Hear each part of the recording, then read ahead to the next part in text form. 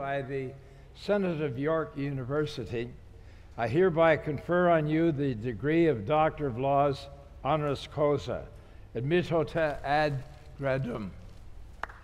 Congratulations.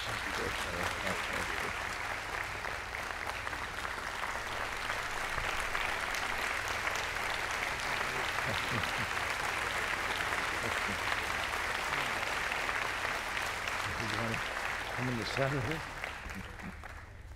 Good. This is a considerable honor. It really is, and I'm deeply touched, especially coming from York University, which counts amongst its former alumni my niece, Astrid, who's sitting in the front row here, coming from Victoria along with my brother, as well as two former professors who both left indelible impressions upon my career and taught in the film department here, Peter Harcourt and Peter Morris. A couple of years ago, I was given an award by the French government, the Chevalier des Arts et des Lettres, a Knight of Arts and Letters. And they gave me a medal. Being the French, it was a great medal, it was wonderful. But one of the rights and privileges that came with this award, and listen to this, was now I get to ride a horse into a church in France. So I know there's rights and privileges that come along with this award, and I can hardly wait to hear what they are. Now, we've heard from Chancellor McMurtry a quotation from Winston Churchill. To paraphrase Winston Churchill, today is not the end. It's not even the beginning of the end, but it is the end of the beginning, of your beginning. Today marks a key milestone in your lives. Your beginning is coming to an end. The next phase of your life starts today. Today's world is in immense flux. Transition and change is everywhere. The speed of invention and innovation is breathtaking. Never before has the world been this connected and interconnected and interdependent. We're living in a seminal moment. The industrial age of the 19th and 20th century is behind us. We're now living in the information age. Thomas Friedman, the writer and columnist for the New York Times, posits that we are already moving out of the information age and into what he calls the talent age. Now, the talent age requires creativity and all that this means: imagination, adaptability, and openness to ideas and change. Now, creativity is an easy word to throw around, if only it could be bottled, but it can't, as you all know. Creativity is about experimentation, playing with ideas and concepts, making imaginative connections. It is about working together as much as it is about coming up with ideas on your own. It's also about listening to what is going on in the world and to each other.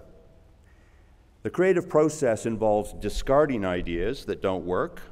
There will be frustration, but also high rewards. For creativity is inspirational. It will galvanize you and the people around you. As we move through this transitional moment in our history and try and make sense of what the future will hold in store, many ideas are circulating. I urge you to be daring, to be bold, to be fearless, and to cherish your curiosity as the most valuable tool you have in your arsenal of skills. Philip Larkin, one of my favorite poets, described the novel as having a beginning, a muddle, and an end. Now, ideas rarely travel in a straight line. Creativity is often very, very random. Trial and error, intuition, and experimentation are the way we move ideas forward.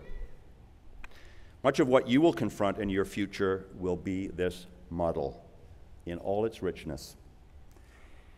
Today's world is full of words like measurables and deliverables. I'm asked all the time at my work to measure the success of certain programs, indeed of TIFF as a whole. Now, success, I think, has always been measured and valued in our culture, but today there is so much more data available to measure success. At times, the measurement of success can seem insensitive to other values that are equally important, other creative values that are more intangible and defy measurement.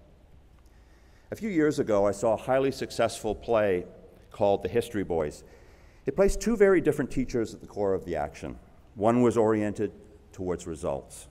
He wanted his pupils to pass exams so they could get into a prestigious university like Oxford or York and move up the career ladder. The other teacher, unorthodox, less results-oriented, believed in learning for its own sake. He indulged in lengthy digressions in the classroom and looked down upon the exam process. And I think this is a healthy tension to hold in balance as you set out on your own career paths. Some learning and experiences will be very focused, but there will be other learning and other experiences that will come to you in a far less focused way. But like Larkin's model, you will work out how to put these things together. For creativity and invention and innovation, indeed life itself is always full of the unpredictable. So embrace the model, be kind to each other, and throw yourself into every project with passion, care, and respect. I wish all of you every success on this very, very special day, and look forward with great anticipation to the whirlwind of ideas that you will unleash on an expectant world. Thank you very much.